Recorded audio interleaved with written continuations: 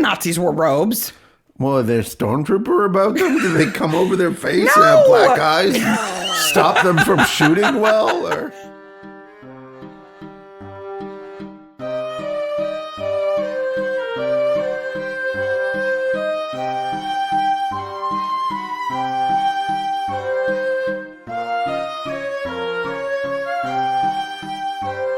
Hey, maniacs. Hey, maniacs. You kind of broke that down by syllables. Yep, I'm Mark. I'm Sarah. And this is Midsomer Maniacs, a comedy recap podcast dedicated to the ITV series Midsomer Murders. Each week, we dig into the episode of the show, including the murders, the mayhem, the loonies, and everything else we love. This week, we're talking about Season 15, Episode 2, Murder of Innocence. And just a warning off the top, if you like episodes that aren't actually the best episode. If you let your kids watch TV with a lot of plot holes and plot issues, then they can listen to this podcast. Can listen to the podcast. Maybe it'll help them. Maybe. We need help after this episode. Woo, doggy. This is not a Travelers episode, but it's, I would say this is bottom 10%. Yeah, but even the worst Midsomer episode, the way that it's bad is fun in a way that only Midsomer can be fun. And there are a lot of pieces here that are fun and interesting, but they just don't hang together all that well. They just don't gel. But we're going to have fun with it anyway. Yes. Before we dive into it, two things. One is that Mark and I, we were on the Lovejoy Actually podcast, which is a recap podcast about Lovejoy. Yep. We had those ladies on our show. We were also on their show. And their episode with us as their guests, if you want to listen to it, came out on June 16th. It's called Chekhov's Trouser Press, or The Broken Sword. Double-edged sword, episode. And that's Lovejoy Actually. They're really fun. If you like Lovejoy, it's well worth listening to, of course. Absolutely. And we're going to put a note in the show notes of where you can find that. With a link to it. Yep. The second thing, just a quick reminder off the top, is that we only have 4 episodes left with Jones. Just 4. Season 15 only has 6 episodes. Only 4 more Ben Jones episodes. Well, kind of. Remember, he does return later on. Yeah, but not as the sidekick. No, but he returns as Ben Jones, and he's all rough and tumble. But just appreciate him while you can. That's all I'm saying. Yep. Not that the other sergeants are bad. Jones is my favorite. Jones is my favorite, too. Yeah. Also, if you have ideas for merchandise, we're still collecting those. Yeah. All right, give us the lowdown on this episode, because we need to dive into all these problems. Okay. Filmed in November and December 2011. They're cold in this episode. I noticed that a number of times. Yeah. Broadcast date is the 21st of March, 2012. 5.6 million views. This is the lowest rated viewed show, I think, in the whole series. Oh. I think so. Yeah. It's almost like some people watched it and said, it wasn't very good. So other people didn't watch it. I watched the trailer for it, and the trailer really didn't do it any favors. Didn't do it any favors. Directed by Rennie Rye, who's done a bunch of them, and written by Steve Trafford. Right off the bat, so the last episode, we talked about the Dark Rider.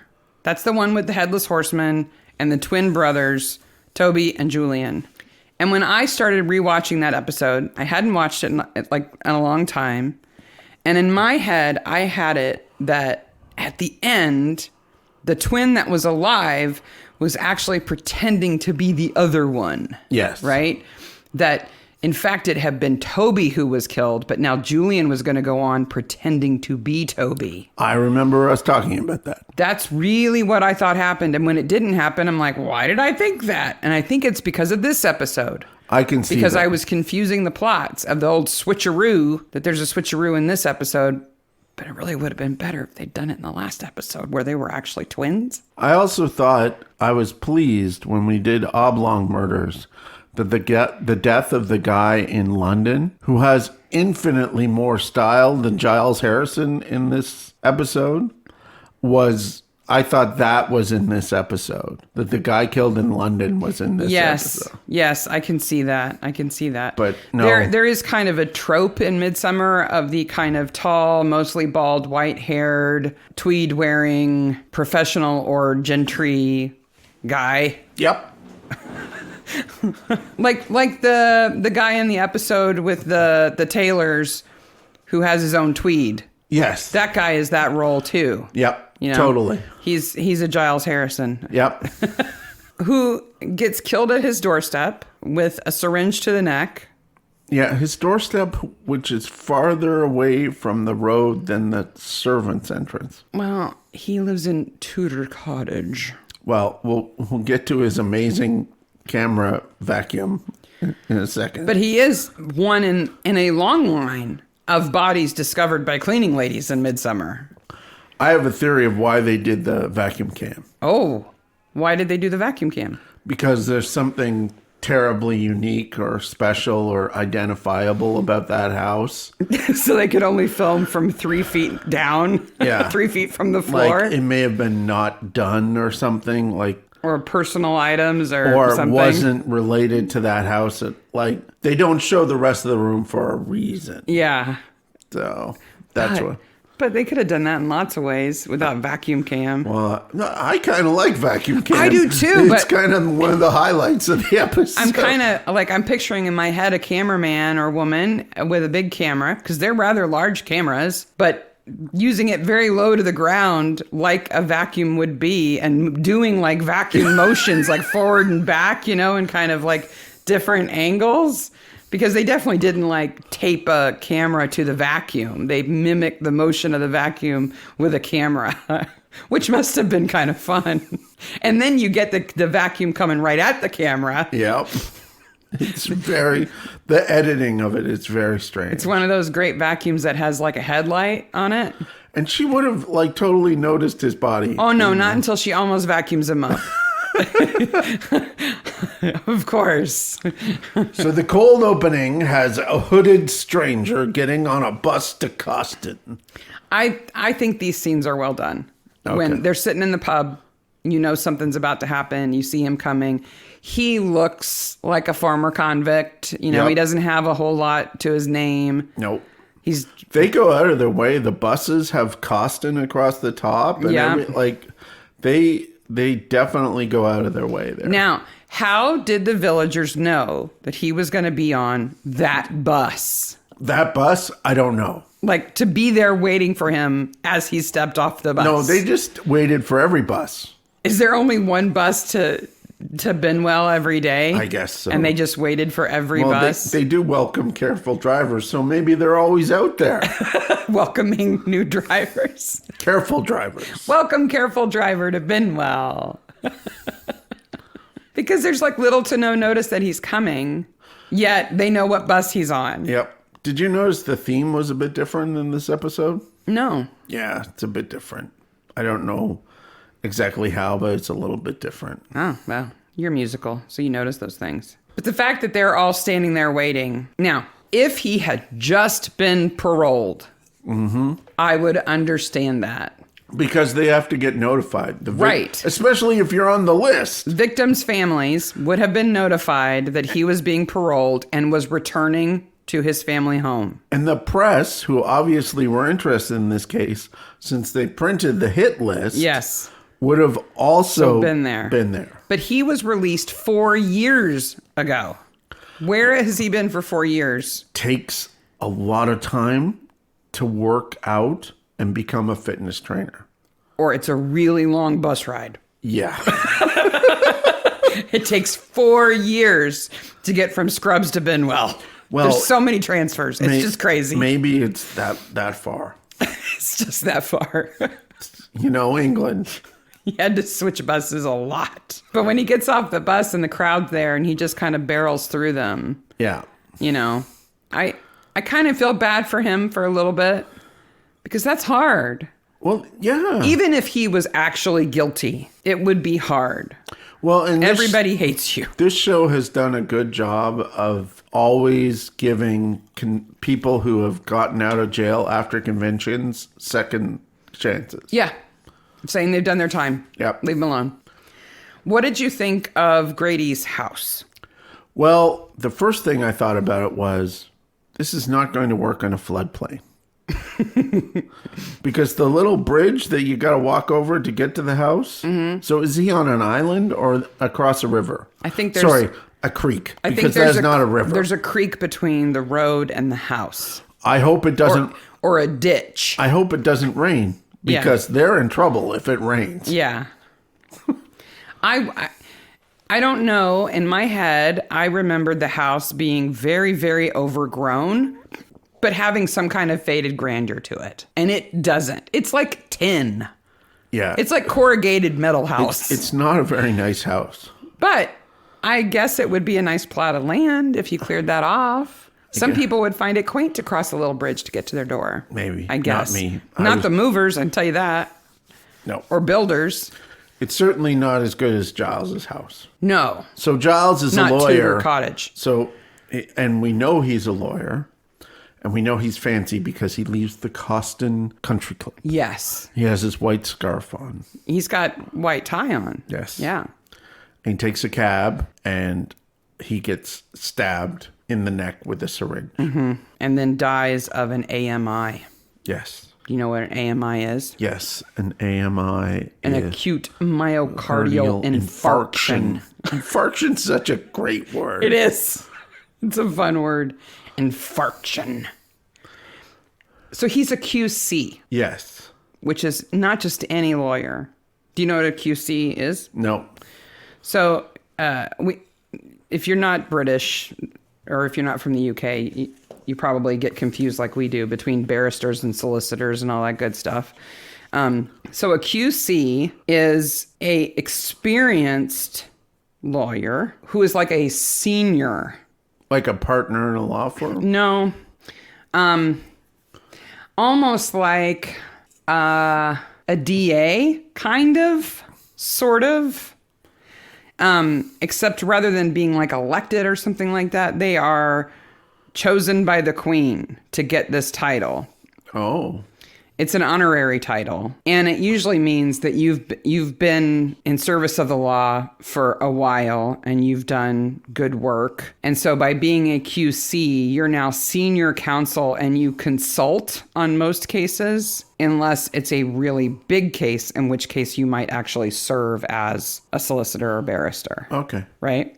Did Rumpel ever make it to QC? No. Okay. No, he was always bottom of the pile. That was always kind of the joke for him. Yeah. But they are the only members of the court who wear silk gowns. Silk. So when you hear somebody took the silk, yes, or the silks are in court, yeah, that means it's a big deal. It's the QCs, right? And so I found this really interesting thing about their robes, okay?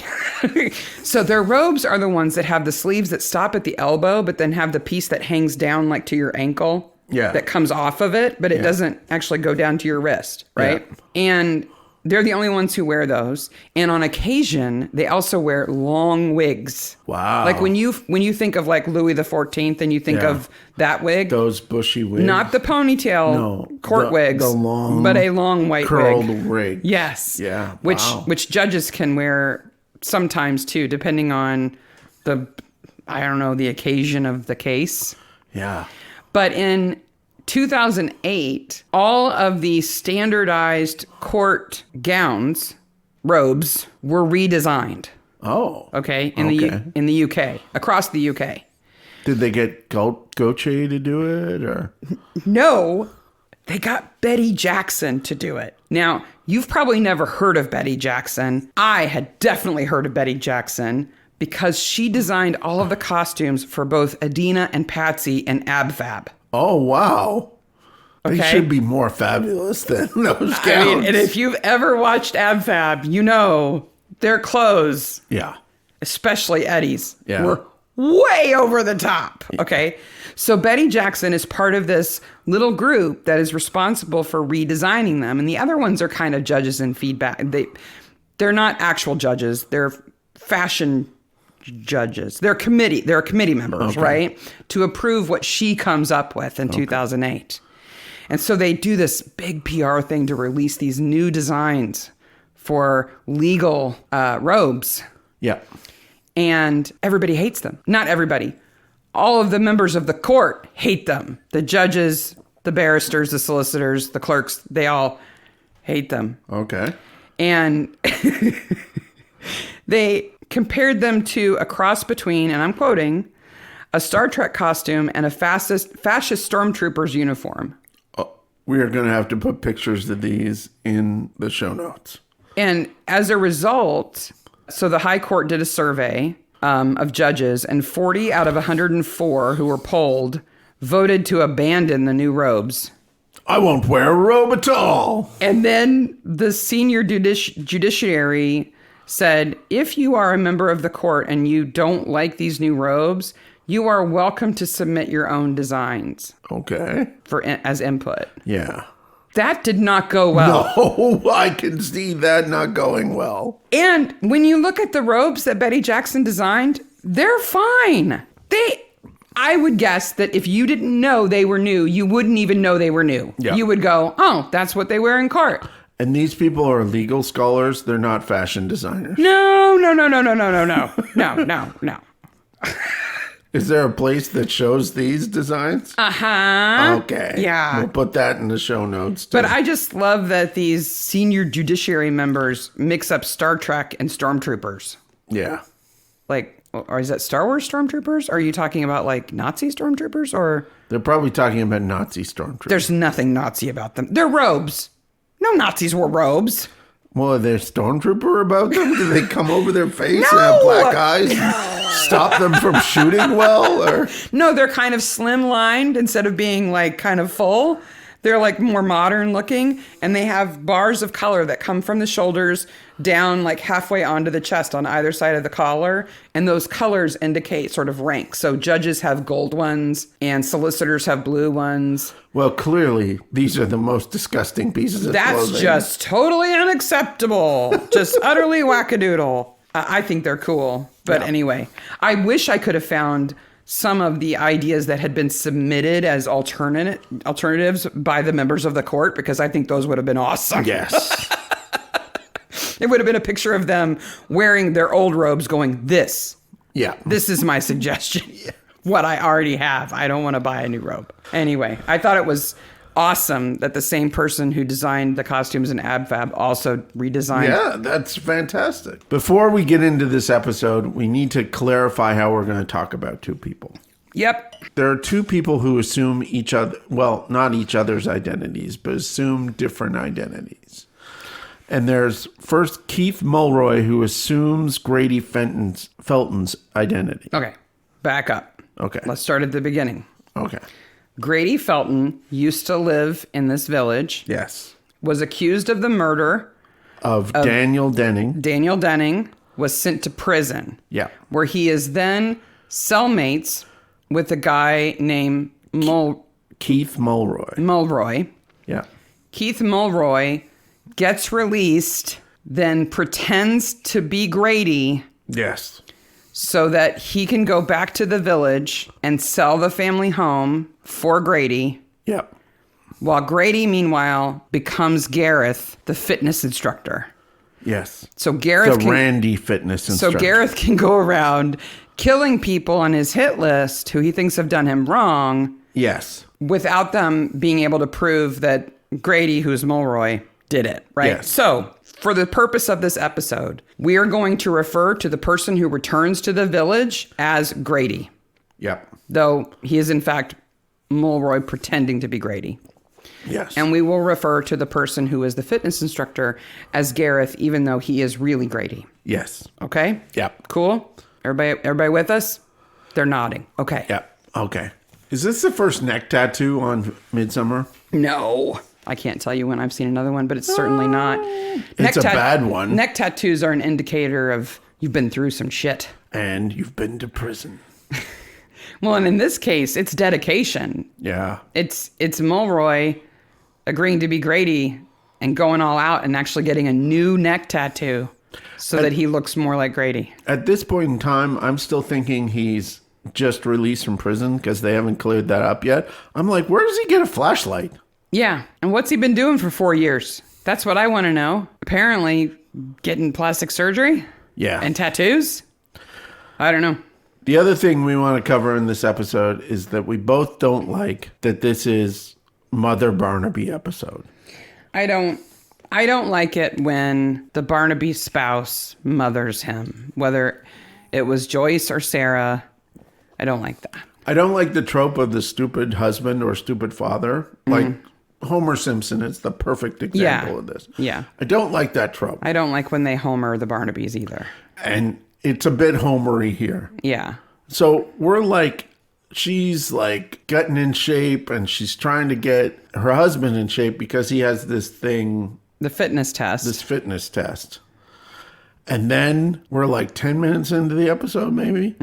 I take a 2-hour detour at this point in time. Before we get to your detour, let's set it up a little bit. Okay. So this is the scene where Sarah has come home from her run and she's super peppy and she's so in shape. And she's like, oh, you should exercise because you have your fitness test. I'm pleased that she's going to take a shower. So Sarah's been out running. She comes home. She's going to take a shower. I was pleased she was going to take a shower because at first I thought she was not going to take a shower. And I was like, lady, you need to take a shower. And John is at their bedroom door and they're talking about his fitness test, right? So there's some artwork on the wall. And so I was like trying to find the artwork. And then the camera turns to Barnaby. And on the wall, I have in my notes, oh my God, stop the fucking presses. Spider-Man! Because there is a gallery of at least 12 Spider-Man poster covers. Framed on the wall above the stairs. And we'll include a picture of this in the show notes. So you come up the stairs, that wall that's behind the stairs. The wall next to their bedroom door. Yeah. It has framed Spider-Man, amazing Spider-Man covers. And if those are actually the comic books and not just reproductions of the covers in those frames, that's a lot of money on that wall, isn't it? Oh, yeah. That's hundreds, almost thousands of dollars of comic books. So it's 34, 73, and 85. That you can see for sure. And one of them, 34, 73, and 31 are definitely there. Oh, I'm glad you made that correction. But 85, I just had to take a guess at because it sort of looks like 85. I can only think it's the UK variant cover of 85. OMG, that would be so rare. Right? People can't see you, but you look like a little kid right now. I'm not a Spider-Man fan, but I'm a comic book fan, so I looked them all up. And I think the thing that struck me when you mentioned it, because I didn't notice it, because I was too busy obsessing over something else in this scene that we'll get into in a second. Yeah. But when you told me, I was surprised because that is so specific of a thing to be in their house. Yeah. That has never been mentioned before. You would think that would be kind of it would be an important thing. I make comics. Okay, I write comics. I buy comics all the time. Yes. We have one framed comic on the wall. That is it. There are at least 12 frames in this little gallery of Amazing Spider-Man. And you assumed that they were his. I did assume they were his, which is wrong. They could be hers. Could have been hers. But it's never been mentioned that either of them is a comic book fan. No, that Amazing Spider-Man 31, because it has the first appearance of two very important characters in it, is probably $2,000 or $3,000. Should not be hanging on the wall above a stairway. Should be locked in a safe. You gotta enjoy it. They could just be covers. I'm assuming they're just covers. Yeah.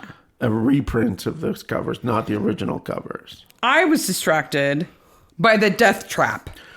Okay, so this is our first time upstairs in this house. Really seeing it. Yeah. I mean, we've seen the bedroom, but we haven't seen the hallway. And the fact that you come up the stairs from the ground floor to the first or second floor, however you want to put it, and then the stairs split one direction to go to the bathroom and another direction to go to the master. And I think there's another doorway in there somewhere for a second bedroom. But to go from the master to the bathroom, you have to go down 3 steps, over the landing, up 3 steps, and into the bathroom. So you don't think there's some bathroom, like a little half bath in the master? We're really deep into Why would they have a half bath in there? Who has a half bath upstairs? That's for downstairs. Yeah. And clearly they don't, because she's using that bathroom to take a shower. She'd be using the bathroom that adjoins their bedroom if there was one. If I got up in the middle of the night and had to go to the bathroom, I would die. I would be down those stairs in a second. The Barnaby death trap. Stumbling down 3 stairs and up 3 stairs twice? No. To go to the bathroom and go back to bed? Yeah. There's no way I'd make it both times. You would have to put like a beanbag at the bottom of the stairs for me so I could land on it. Yeah. Every night. Like a big inflatable mattress or something at the bottom of the stairs, because I would wind up in it so often. So there's a plot hole that I want to talk about here right off the top. Okay. Everyone in town hates this guy. Yep. Everyone in town feels that he's horrible. Yep. That he's going to kill them. Yep. All supposedly he wants to do is sell his property and get out of town. Mm-hmm. Why don't they let him? That's a good question. Why do they contact the realtors and say, don't let him list the house with you? Yeah.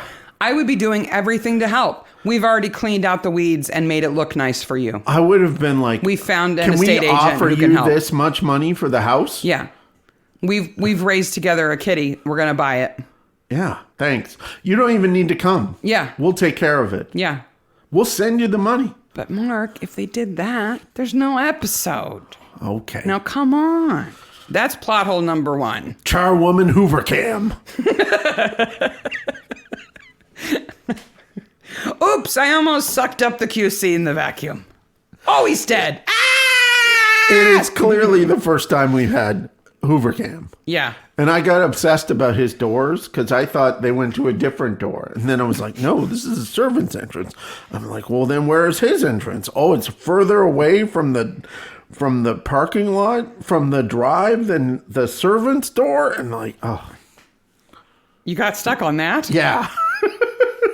I was trying to think, when's the last time I had a vacuum that had a headlight on it? It's been a while. That Hoover is from like 1964. Well, it works. Yep. It almost sucks up a QC. And the fact that, so Denning and, all right, let's talk about the families. We've got the Gideons and we've got the Dennings. Okay? This is a weird episode because there are 2 families that don't need to be 2 families. No. But are 2 families for annoying reasons. The Dennings are the rich people who own the manor, own the estate. Which is Ted. Yes, and his daughter Deirdre. And then there are the Gideons. Yep.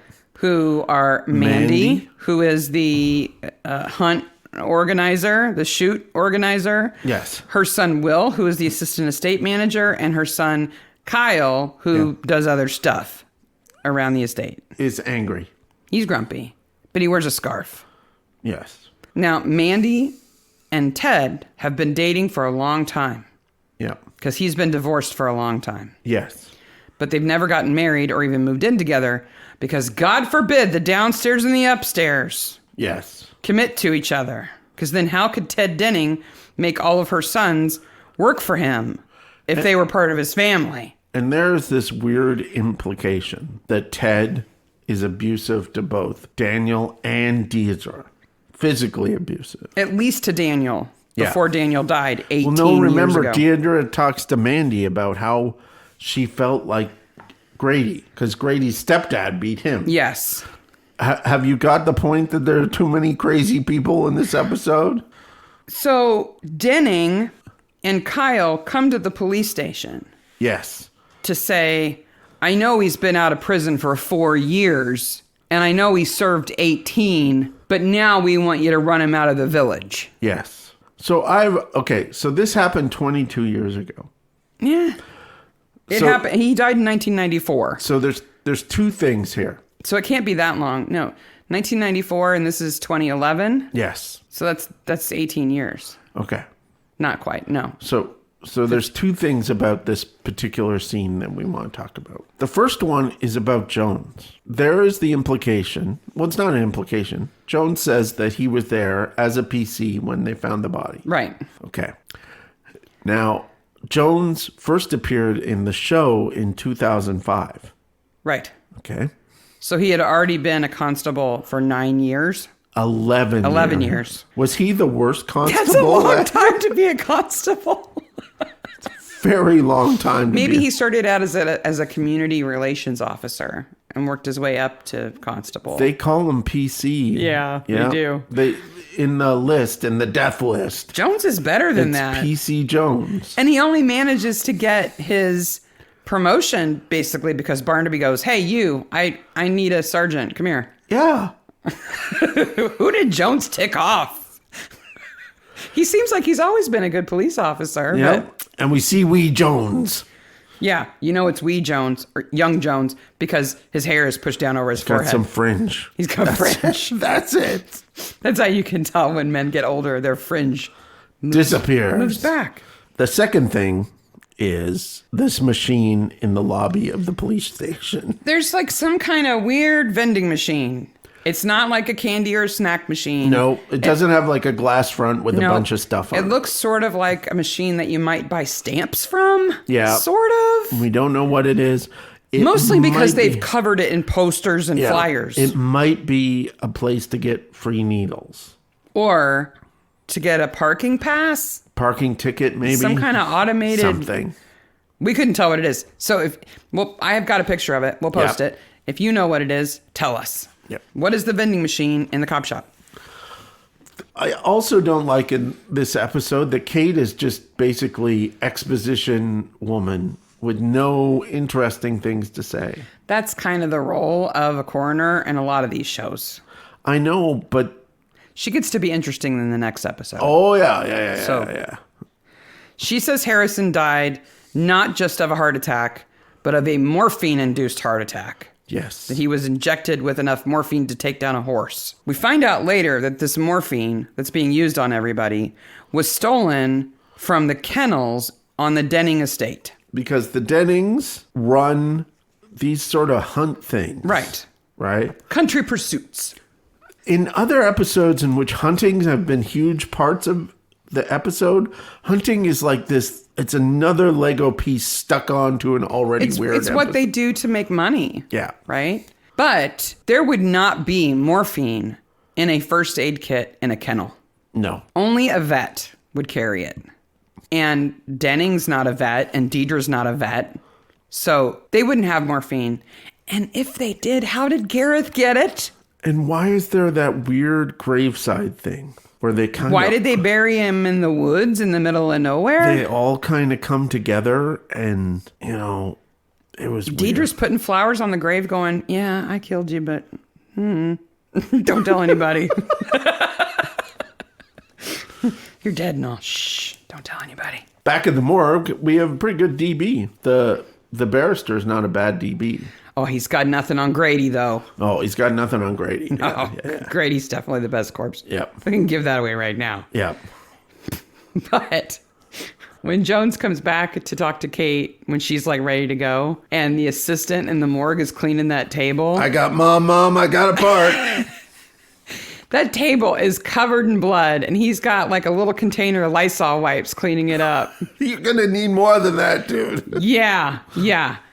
And so that made me wonder, well, you know, what do they do? I always assumed that they had like a hose.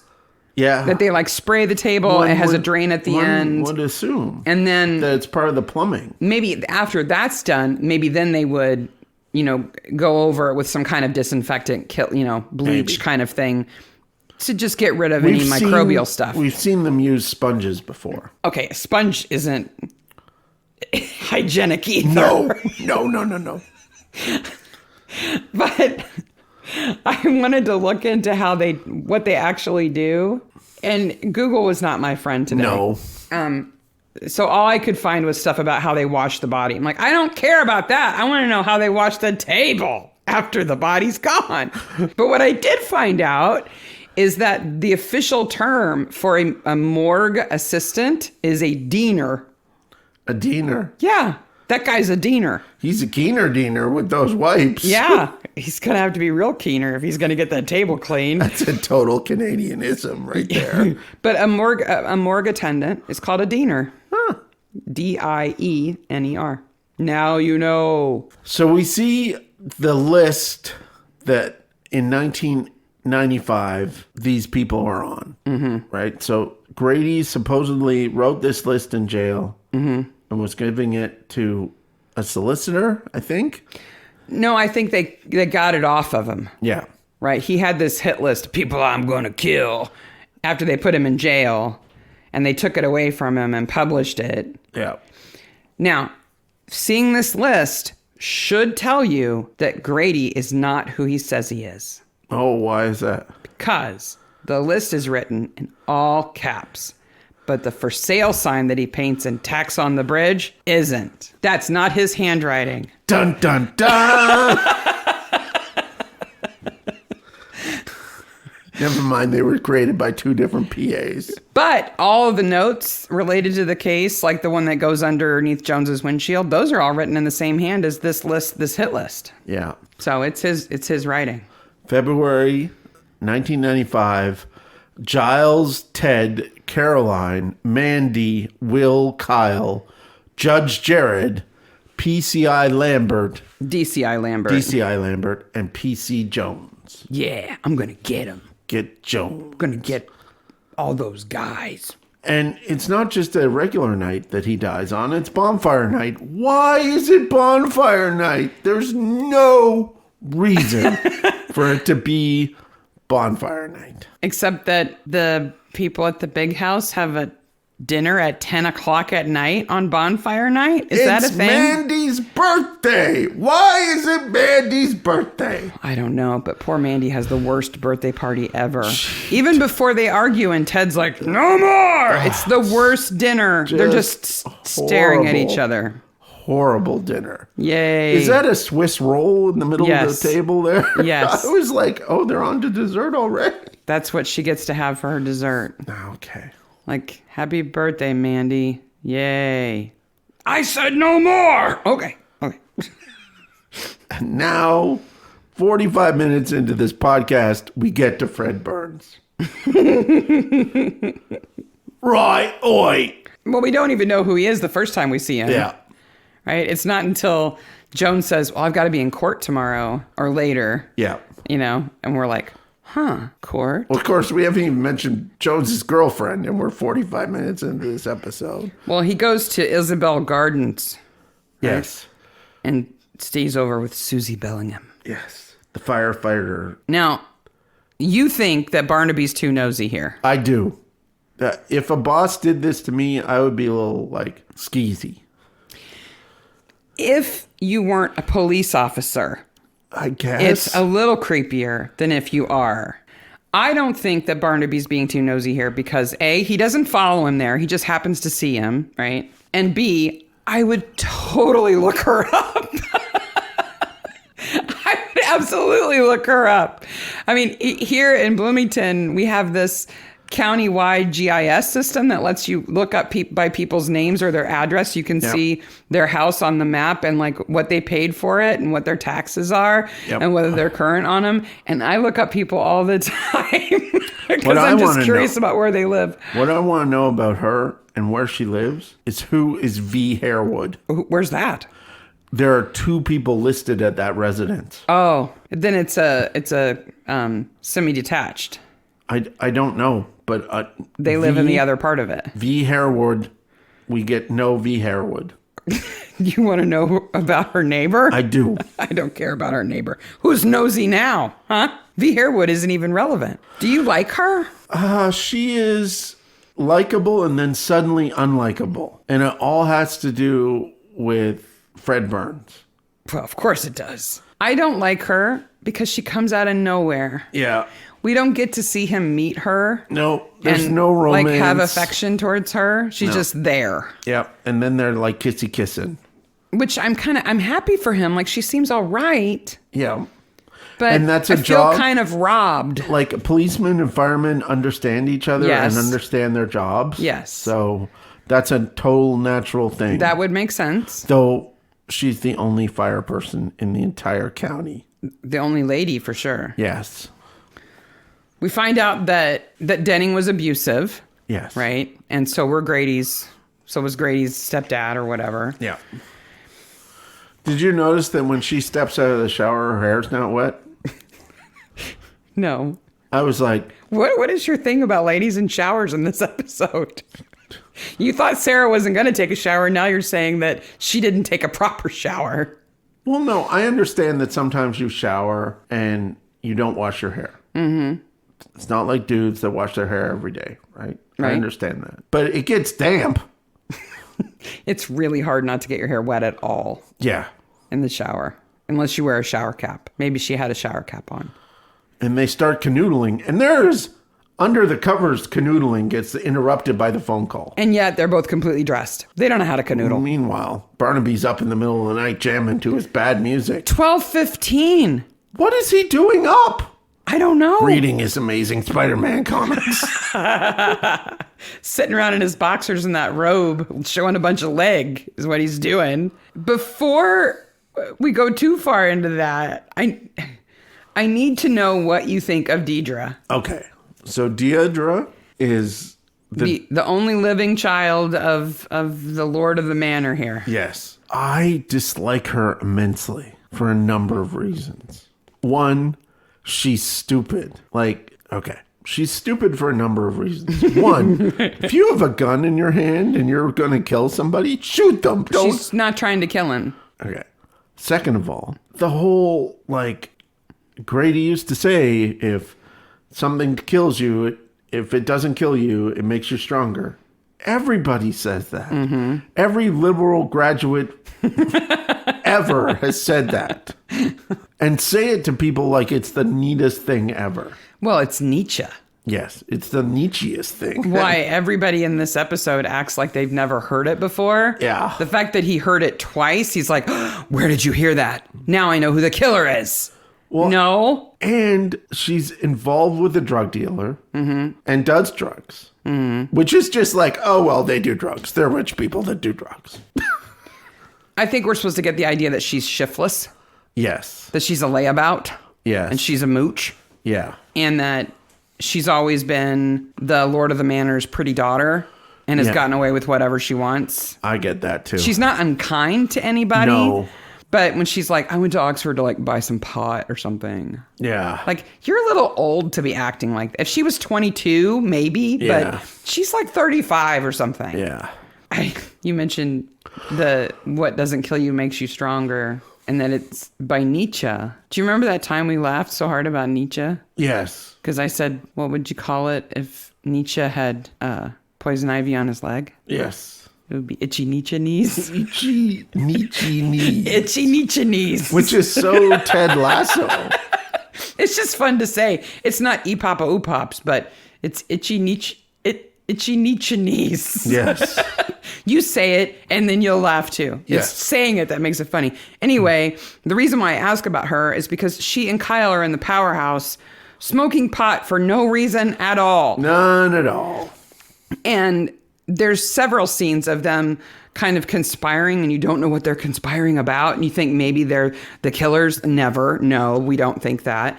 We just think they're up to something, and they're just talking about buying pot off of somebody. Yeah. It's just marijuana. It's not like it's not gold bullion. I don't know what it is that they're supposed to be so sneaky about. It just Let's talk about petrol cans. Okay. 2 fires happen, right? So the first fire is at this woman's house. What is her name? Caroline Garrett. Caroline Garrett. And We never see her. We never meet her, but she was on the list, and now she's dead. She's on the list, and now she's dead. Yes. Okay. But then Grady's cottage is arsoned as well. Mm-hmm. And that is done with a numbered gas can. And it's not just that it's numbered. It's that it's from a shelf of numbered cans that are in order. 1 through 11. And there are green cans and red cans, right? No, they're all red. Okay. And are they all numbered? I thought there were 2 sets of numbers. Not that I saw. I saw 1 through 11. Okay. There's 2 shelves. Okay. It's like 1 through 6 and 5 through 11. Okay. Or 7 through 11. Yeah, I don't know why they're numbered. I tried to look up numbered cans. No, it's not a thing. It's not a thing. It's something they did on the estate, I guess, to keep track of them. I guess. So Gareth, the fitness instructor, sneaks onto the estate and steals one of these numbered gas cans, uses it to put petrol through Grady's mailbox to burn the place down. Yes. Why? Now, these petrol cans are stored full in a building. Yes. Okay. Next to the tank of petrol. Next to the tank of petrol. Yes. Why do they do that? A lot of farmers have petrol tanks on their No. land. Why do they Petrol put it in little tank, cans? I understand. I had a petrol tank on the original farm I grew up on. Yeah. Okay. That I understand. Okay. The taking it out of the petrol tank and putting it in numbered containers against a wall seems stupid. That's not the biggest problem. Well, yes. The biggest problem is that now there's one missing. Uh-oh. So Will has to cover because he thinks Kyle's the one who tried to burn Grady's house down. Yes. So he quickly buys a replacement. A number 9 can. That just happens to also be number 9. Number 9 is the one that's missing. Number 9. So he rubs some dirt on it and puts it back on the shelf. It's just dumb. Did he go to the hardware store and be like, I need a number 9 gas can? Oh, you mean like the size? No. I need a gas can with a number 9 on it. Also, I'm sorry, we only have 8, sir. I Okay, realized. do you have a 6? I can turn it upside down. I realized the gas might have particular sediments and things like that in it, but it's not fingerprints or DNA. No, whatever truck delivers their petrol probably delivers to every farm around there. Yeah. So the first problem is that Will can buy a number 9 gas can. Number 9. Or he's super crafty and he's like cutting out a stencil in the parking lot, Yep. spray painting it on. And I got to fix it all. The second problem is, why does Gareth want to kill Grady at this point when all of his killing isn't done yet? Yeah. Because If he's using Grady as his false alibi that Grady can't be killing people. Because he's decided to stay. That's what they imply later. Oh, so because Grady threatens that if they won't let him sell his place, that he's going to stay. Gareth Has to kill him. kill him? I guess. Why? Oh, there's no moments of him getting angry or like the anger of that comes out of nowhere. It's silly. There should at least be a flashback of the two of them talking where Gareth's like, dude, that's not the plan. And Grady's like, they won't let me sell it. Maybe I'll just stay. He's like, you can't stay, dude. You have to go. That's the whole point. Yep. There's another thing with the gas can. Okay. How do they find the other gas can? PC Peesalot finds it. Peesalot finds it. Almost pees on it in the woods. That's so unprofessional. It is. You can't just go peeing on stuff. Luckily, we seen him earlier, too. Well, yeah, he very definitively delivers a message Yes. and then later gets knocked over with a car door. Yep. So he's competent. He just is called PC. Yeah.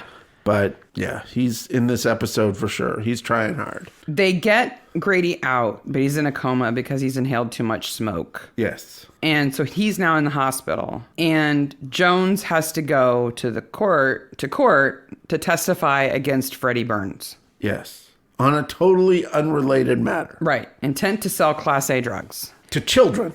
And Sarah just happens to be on jury duty. She's on jury duty for no reason at all. Just so other she than can she could be see there? Jones. It's weird. So he can find out that his girlfriend used to date this schmo and that They she never only went mentioned out it. once. She should have mentioned it. Yeah. Because he tells her, I have to go to court for Regina versus Frederick Burns. She should have said, That I Freddie dated Burns? a guy named Freddie Burns. Is it the same Freddie Burns? Like, instantly, that whole thing is like, I hate... Right there, right then, mention it. I hate plots about, like, okay, I understand that Breaking Bad is supposedly this great show. But I cannot get over the fact that the entire plot is started because he needs medicine because he needs cancer treatment and he won't tell his wife. Yeah. So I'm he like, goes and makes meth instead. Just tell your wife. Yeah. Well, Jones gets set up Yeah. because the barrister finds out. There are a million people in this episode and there don't need to be. So we're left to think that Freddie told his Barrister. hey, he's dating. How does he know that Jones is dating her? Who knows? That'll undermine him. Yeah. Because we both dated her. Okay. But Jones's response is good. Jones stands up for himself. Yeah, and his he does a response is good job. Yep. But I thought maybe Sarah was supposed to have jury duty so she could be there so that she could tell John about that, but John knows. Like I said, we love Midsomer. This episode has problems. There's cigarette butts by the cottage, so either it's Freddie or Deirdre, because they both smoke. Yes. It's one of them. We know it's her, right? Yep. It turns out to be her? Yes. Why? Because she loves him? No. But she doesn't? No. Why is she hanging out there? I don't know. I don't know either. Don't know. It's so confusing. Then Gareth, the fitness instructor, also the killer, brings Sarah home. Yes. And hits on her. The Randy fitness instructor. Her response is great. Yes, absolutely. But what does he think he's doing? Especially because Barnaby's there when he hits on her. And he's already met Barnaby, so he knows that Sarah is the wife of the man who is investigating the murders that he is committing. So he's going to take a chance and hit on his wife? He should be out of there like a flash. Yeah. Not wanting to be any more known to Barnaby than he already is. Yeah. Unless, he's just got enough ego that he's like, you'll never catch me and I'll sleep with your wife. Yeah. Which maybe? I guess. How many times in this episode are we going to say maybe? I don't know, I guess. Kind of. So we find out that Daniel died in Grady's house. Yeah. Grady finds him dead and thinks his dad has killed him. Yes. Because his dad used to beat him and he went too far. Yeah. So I'm going to cover it up by dragging Daniel's body out to the woods, burying him just in some leaves, and putting the rifle he was hit with, but not shot with, next to him in the woods. And this is how he gets convicted. Touching all the evidence. Why would he ever try to cover up for Denning? There's no reason for him to cover up for Denning. Supposedly, this is his friend that's dead. Denning is on his list. Yeah. He doesn't like him. He didn't like him before Daniel died. No. So why is he covering up? I don't know. Then he gets convicted of it because he touched everything. Now, if he had seen Deirdre running out and he was like, oh no, maybe she did it. I'm going to cover for her. That would make sense. That would almost make sense that he would take the rap because he loved her. Right. But that's not what happens. No. It's just one of those. I just keep shaking my head. I'm like, what? No, that doesn't help. That doesn't make it make more sense. I don't know. So there's two references that come after this once we find out Deirdre is doing drugs and stuff. Mm-hmm. One is trailer trash. Yeah. Which I tried to find the origin of. Oh. I couldn't. Oh. It's like an 80s or 90s term that really becomes. I didn't think it was a British thing. No, I thought it was an American thing. I was kind of stunned that a British person said it. Mm-hmm. And then Wormwood Scrubs. It's prison. Yeah, so it's a prison in London where usually you sit when you're on remand. Right. So. Before you go away for your final, where you're going to be for the rest of your sentence, right? Yep. When you're on remand. Syringe Man has arrived at the hospital. How did he get a lab coat? How did he get a syringe? Why didn't anybody say, oh, that's the Randy fitness instructor?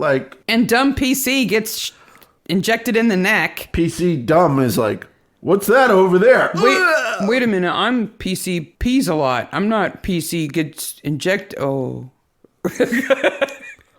Then does Gareth inject Grady while he's in the coma? Yeah. Is that how he dies? Because he hears that he's been waking up. He's been waking up. Jones almost gets killed in the parking lot. In a completely, why is that scene even there? Doesn't need... Because Jones doesn't learn... Why is this episode even here? It's got so many problems. They had to set up, that's a half-day shoot to do that. It's a car, it's a stunt driver, it's a stunt man, all to get no information other than that guy's out to get Jonesy too. Duh! He's on the list! He's on the list. And he sees it's a silver hatchback, but he doesn't see the license plate? No. Or who's driving it? Well, I can understand not seeing the driver. You're looking at the bumper coming right at you. I guess. But then, the big twist brought to you by Kate. Felton does a good dead body here. He's so good. They kind of fling him around and his eyes are open and his head flops around. He does a really good job. Yeah. Kate comes in and says the DNA on Felton's body has come back and he's two people. Yeah.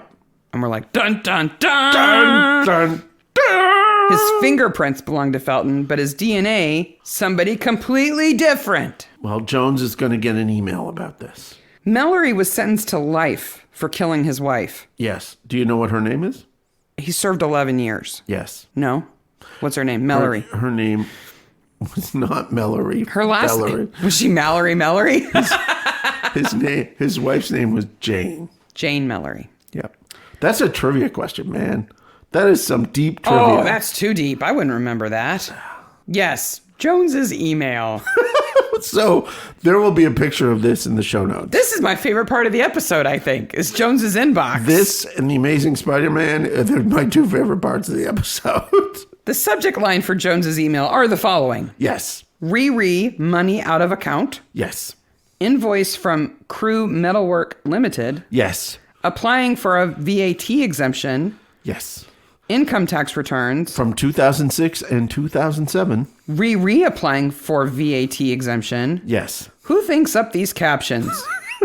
Office parking and UK Forex daily commentary. Yes. This is not Jones's email. No. This is clearly the email of a PA from the show. Yes.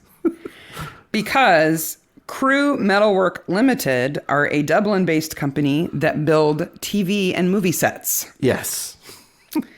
And UK Forex Daily Commentary is a daily newsletter about currency and stock trading in the UK. Now, Jones could be on that one. But Jones would not be applying for a VAT exemption. No. You can't get a VAT exemption for stooping a firewoman. No. No. So all I can tell is that they forwarded a bunch of emails, and they're all within 2 minutes of each other. Oh, yeah. They forwarded a bunch of emails from somebody else's inbox and then made them look like they forwarded them to Ben Jones. Okay. Did you notice the bigger problem with the email? No. They're looking in the sent folder. Well, he's only got like one thing in his inbox or something. He has 12 in his trash, 1 in his draft, and 2 in his inbox. But this is the sent folder that is open. But he's reading the message that he's got back from the prison services about Mallory. Which doesn't say what he says it says. No. It is fun, though. Of course, I'm like... In our maniac way, it's fun. Of course, I'm like, you couldn't clean out those 2 emails from your inbox? You've got 2 unread emails and you're sitting there looking at that. Dude. Who writes these captions? Who writes these? Who thinks up these captions? As soon as I said who thinks up these captions, I'm like, oh, this is not Jones's email. As soon as I saw that Crew Metalwork was a real company and what they did. Oh, yeah. Like, yeah. I looked them up, too. Yeah. I'm like, yeah, this is Crew email right here. Then we get to see Denning act like a bad character in a horror movie. The police call and they say we need police protection because somebody's going to try to kill us. Yeah. They're sending police officers over now for our protection. But Jones gets there first. In the meantime, the power will go out. Well, that's not suspicious. Da-da-da. So I'll leave the house in the dark Da-da-da. to go restart it. At the power shack. Powerhouse. How can we not live in a house big enough to have a power shack?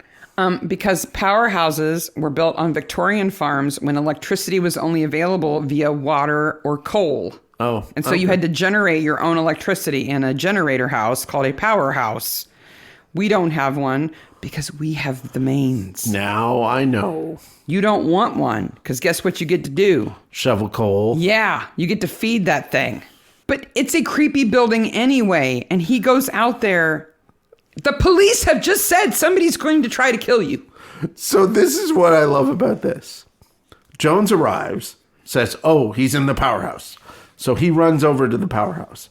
After Jones arrives at the powerhouse and gets whammoed, right? And tied up. So let's give it 10 minutes. Yeah. The other police have arrived. Yeah. And they sit outside. Yep.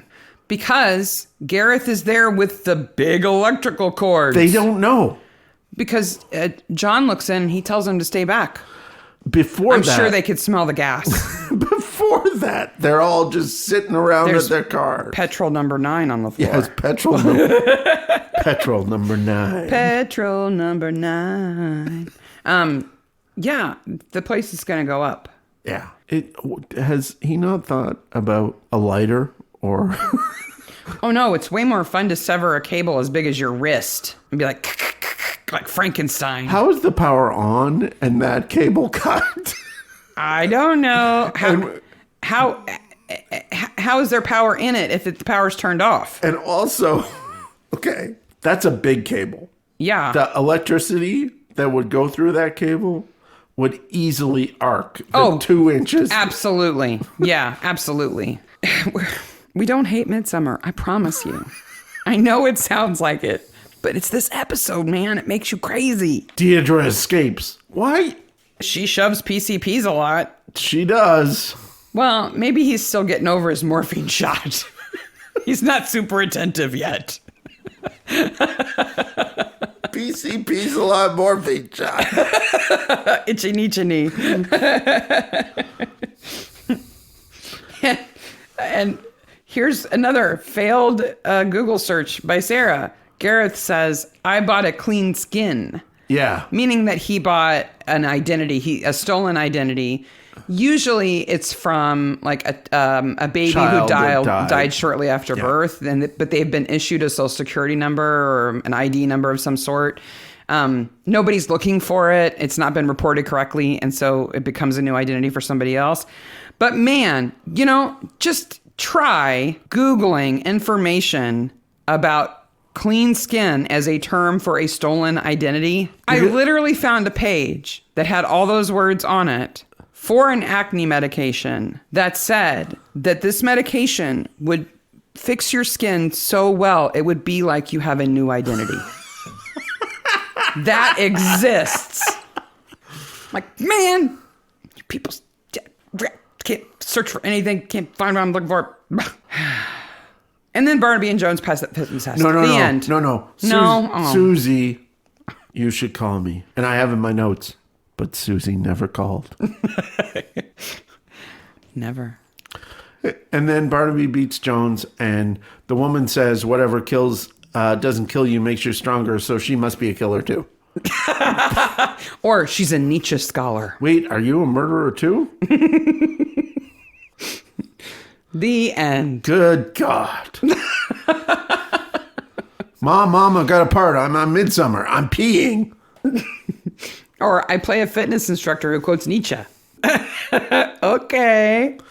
But it's not that it quotes Nietzsche. That idiom is so pervasive in mainstream culture. Oh, yeah. That it's not because you're smart or know Nietzsche. No, you're anything. not quoting a famous philosopher. No. You're just using an idiom. Yep. And like bikers have that across their back. Not that bikers can't read Nietzsche, but they don't have like Socrates embroidered on their vests or whatever. Best corpse. Nice corpse. We talked about it. Yeah, it's got to be Grady Mallory. Yep. After the credits, Deidre is going to go to jail. Yeah, she killed her brother. Yeah, and admitted it. Yep. I just now realized it's Deidre and Daniel Denning.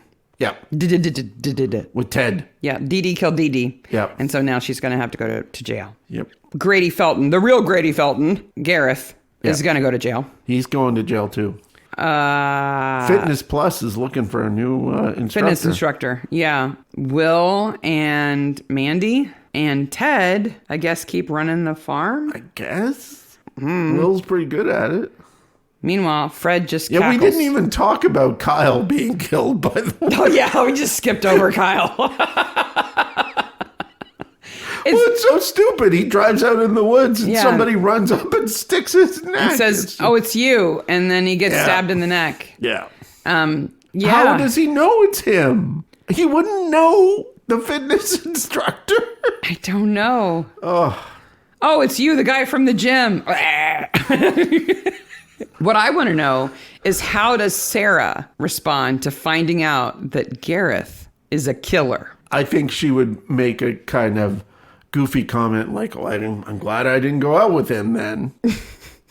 One more reason why he couldn't compete with you, honey. Yes. I would never date a murderer. By the way, you should work out more. This is her first kind of, well, no, I guess the last episode is her first kind of something that you're into outside your job that ends up putting you too close to murder, Joyce kind of thing. Like she should, because as we went over in the episode on Brighton, this many murders should upset her. And a murderer being almost in their house should upset her. Like knowing where she lives, she rode in his car. Yep. That would be scary. It smells like number 9 gas in here. And I know, because I can tell the difference between 9 and 10. I mean, I have a connoisseur's nose. This smells like petrol from the Denning farm. Not the Johnson's farm next door. This is definitely, it's got that. Let me taste it. Yep, that's Denning gas. Definitely. So bad. Well, that is Murder of Innocence. Yes. Season 15, episode 2. Murder with plot holes should be what it should be called. I'm just sorry, because I hate it when we run into an episode that just has so many problems that it's hard to even be excited about it. Yes. It's so rare for Midsomer. Yes. And it is not the case with the next few. I know that for sure. Oh, no. The next episode is Written in the Stars. Episode 92, Series 15, Episode 3. Astronomy. Astronomy. And Kate is a bit crazy. Get killed with a meteorite. It's a good one. Yeah, it's absolutely. A really good one. Midsomer Maniacs can be found on Twitter and Instagram and email at Midsomer Maniacs. And we're on the Facebook groups for Midsomer and Acorn and the subreddit for Midsomer Murders. Now, I want to make it clear that that's not our subreddit. No. It's not the podcast subreddit. No. Feel free to talk about other things on there. Absolutely. It's not for just the podcast. But, it's for the show. But yeah. And if you know what that vending machine is in the cop shop lobby, let us know. Please let us know. We're curious. Next episode 92, season 15, episode 3. All right. Until then, bye, Maniacs. Bye, Maniacs.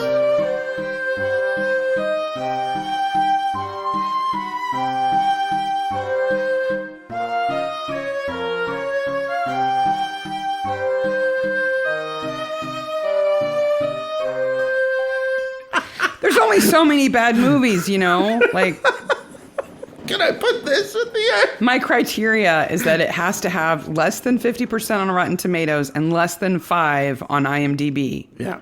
Or I won't consider it a horrible movie. This had both. Yep.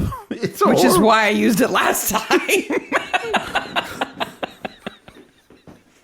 You're so disappointed. I'm really disappointed.